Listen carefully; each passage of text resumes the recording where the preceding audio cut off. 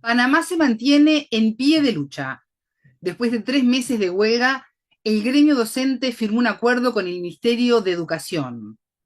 Pero detrás de esto hay algo más profundo. Jubilaciones en riesgo, rechazo al modelo extractivista y un pueblo que dice basta. Bienvenidos, bienvenidas. Esto es Enfoque con Alejandra Patrone. Hoy con la mirada puesta en Panamá. Queremos saber qué ocurre en el país y para eso vamos a entrevistar al sociólogo panameño Olmedo Beluche. ¿Qué ocurre en Panamá? ¿Ustedes qué piensan?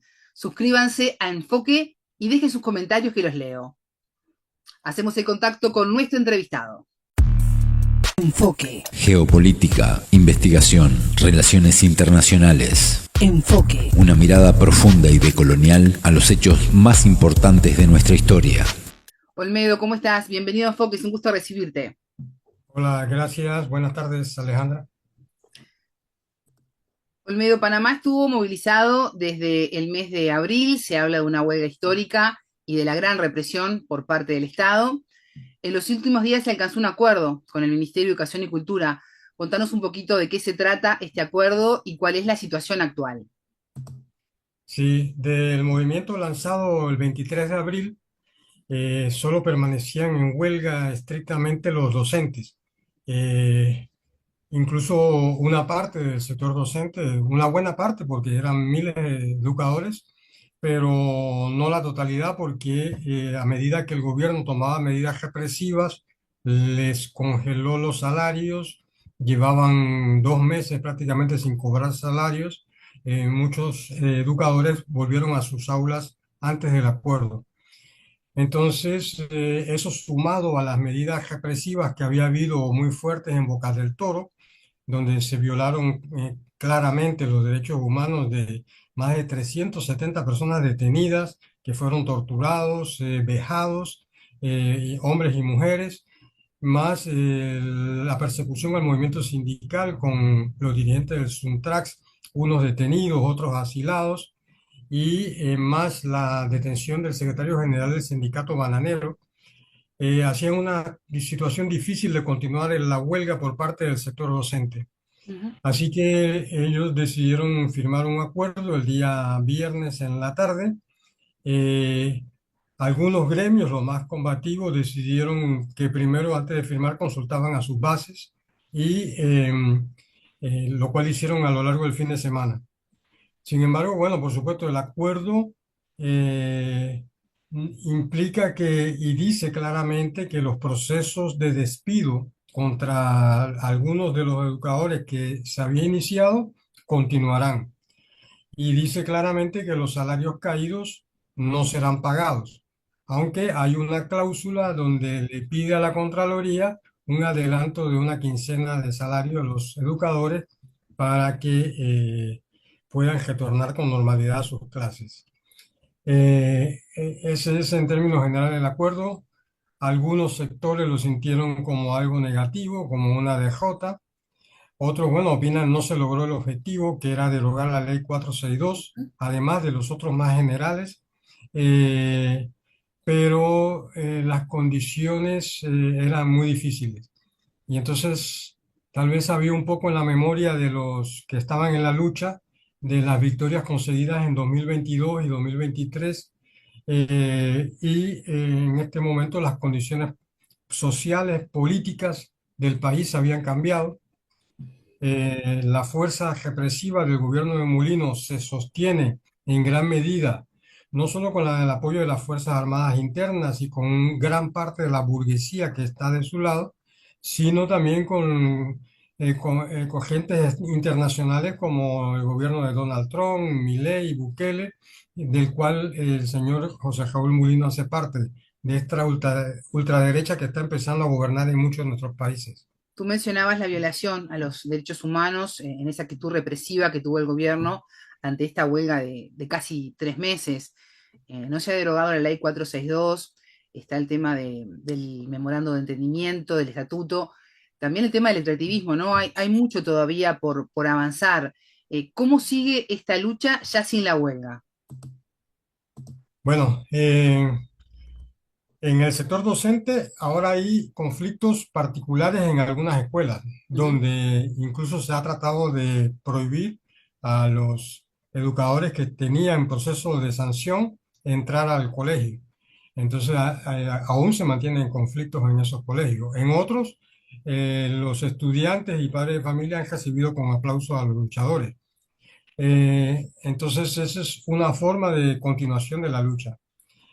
Obviamente, habrá que convocar próximamente reuniones de los frentes de lucha, como la Alianza Pueblo Unido por la Vida, que agrupa a todos los sindicatos y a los gremios magisteriales, para decidir cuál es el próximo paso, que seguramente serán movilizaciones. Frente al tema de la presencia norteamericana y las bases militares del acuerdo este que se ha mencionado, obviamente será una lucha a largo plazo porque es una decisión del imperialismo norteamericano, impuesta con el aval de la burguesía panameña y del gobierno. No va a ser fácil. La lucha por la desmilitarización del país y la expulsión de los norteamericanos del control del canal nos tardó en el siglo XX casi 70 años. No creo que ahora vaya a ser algo que se va a resolver próximamente. Pero lo bueno es que esa lucha, junto con la lucha contra el extractivismo y junto con la lucha contra las reformas a la ley de pensiones, ha prendido en la cabeza de la mayoría de la clase trabajadora panameña, que la asume como una tarea propia y que vincula la imposición del modelo neoliberal a la presencia colonial norteamericana o la recolonización que se intenta hacer de la zona del canal o de la ex zona del canal. Olmedo, hace no tanto tiempo era impensado una huelga de estas características de casi 3 meses en Panamá, en el sur, en países como el mío, Uruguay, Argentina, Brasil, Chile. El músculo de la movilización se utiliza permanentemente. ¿Cómo impacta esta huelga de casi 3 meses en la historia de las luchas sociales de Panamá? Creo que impacta positivamente, hace parte de las experiencias que quedan en la memoria colectiva. Bueno, por un lado, también golpea el régimen político panameño, el cual está muy desprestigiado. Ujú. Viene desprestigiado desde los gobiernos anteriores y eso permitió el éxito de la huelga de 2022 y permitió el éxito de la movilización contra la mina en 2023. Pero ahora este gobierno con un año en el poder, de acuerdo a una encuesta que salió la semana pasada en el diario La Estrella de Panamá, ya tiene 80% de repudio nacional, 60% de gente que aprobaba la huelga y la movilización contra la ley 462 y solamente tiene un respaldo directo de menos del 5% de la población, de acuerdo a la encuesta esta. Entonces, esta lucha también ha impactado porque aunque algunos dicen que ganó Mulino, el expresidente Martinelli ha sacado un artículo en ese sentido. Desde el Movimiento Popular se dice que Mulino no ha ganado, más bien Mulino ha perdido en cuanto a prestigio y demás. Se sostiene por la vía de la fuerza, la represión, pero como legitimidad política carece absolutamente de ella. Y bueno, creemos que habrá que tomar un tiempo, se tomará aire el movimiento popular, pero como las cosas que están planteadas son estructurales y hacen a la vida cotidiana de todos nosotros, tarde o temprano la gente volverá a la calle y volverá a luchar contra estas medidas antipopulares. Decías hace un año que asumió Mulino, fue el pasado 1 de julio de 2024. Eso es mucho tiempo para un país que está pasando una severa crisis, pero poco tiempo para lo que es el mandato, ¿no? Resta mucho de Mulino en el poder de Panamá. ¿Crees que estamos ante un nuevo ciclo de movilizaciones en el país? Bueno, este ciclo acaba de cejarse, eh, no muy positivamente, por supuesto, Ujú. hay que admitirlo. Al gobierno de Molino le quedan 4 años de mandato. Sí. Hay quienes dicen que, bueno, ahora debe apretar el acelerador para terminar de aplicar las otras medidas. terminar de resolver el problema de la mina de First Quantum, eh, terminar de decidir el proyecto del embalse de Río Indio, que es un megaproyecto hidroeléctrico, supuestamente para alimentar de agua el canal, pero a mi juicio es una jugada para facturar a los fondos del Canal de Panamá a favor de un sector empresarial. Y veremos la aplicación de la nueva ley de pensiones y los efectos que va a tener, y la cual, de acuerdo a la propia ley, debe revisarse dentro de 5 años. Eso sumado al hecho de que hay una crisis de empleo muy grande en Panamá. La tasa de desempleo abierto es del 10%, pero cuando se focaliza sobre la juventud excede el 20% y sobre las mujeres jóvenes llega casi al 25%. Las filas en los lugares donde se llama a dar empleos o se abre algún puesto de trabajo son enormes e impresionantes. Entonces, eso en un sector social muy grave, 20% de pobreza general, más de 10% de pobreza extrema, sobre todo en las áreas indígenas.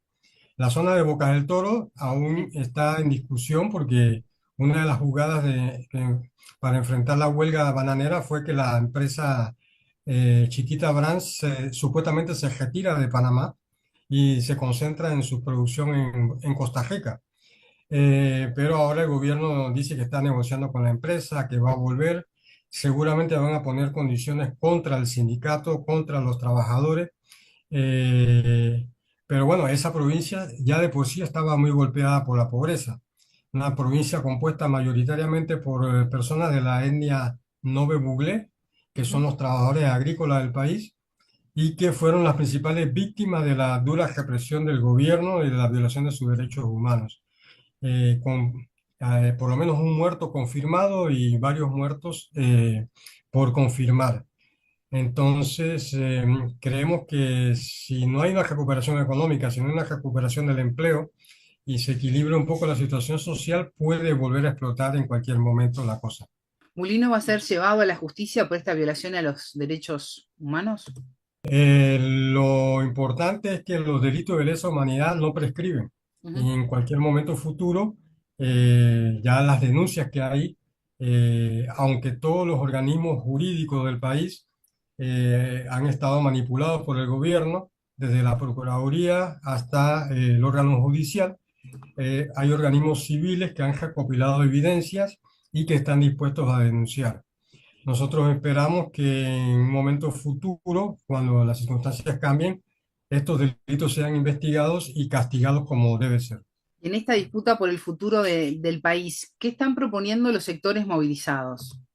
En primer lugar, en este momento, aparte de esas 4 medidas contra la ley que reforma las pensiones, contra el memorándum de entendimiento que revive las bases militares, contra el extractivismo, ya sea en la mina o en el tema de la represa, tenemos que defender los derechos democráticos y humanos.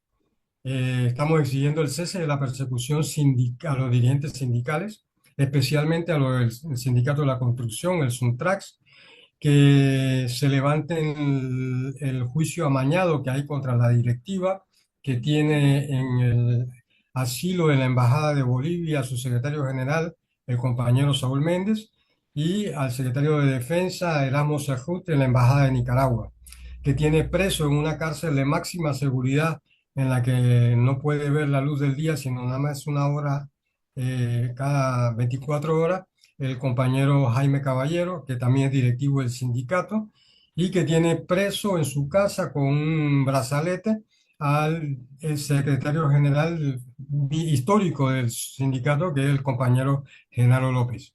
Igual pesan condenas y investigaciones, acusaciones contra más de 100 activistas sindicales del Suntrax y igualmente contra directivos, entre esos el secretario general del sindicato de bananero, Citraibana, el compañero Francisco Smith, contra otros directivos y contra también decenas de activistas de ese sindicato, además de los procesos abiertos contra los líderes magisteriales.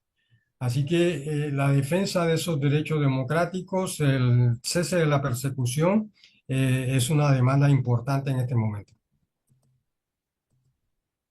Olmedo, ¿y qué le dirías a los jóvenes panameños que miran la política no solo con indiferencia, sino que muchos con desconfianza?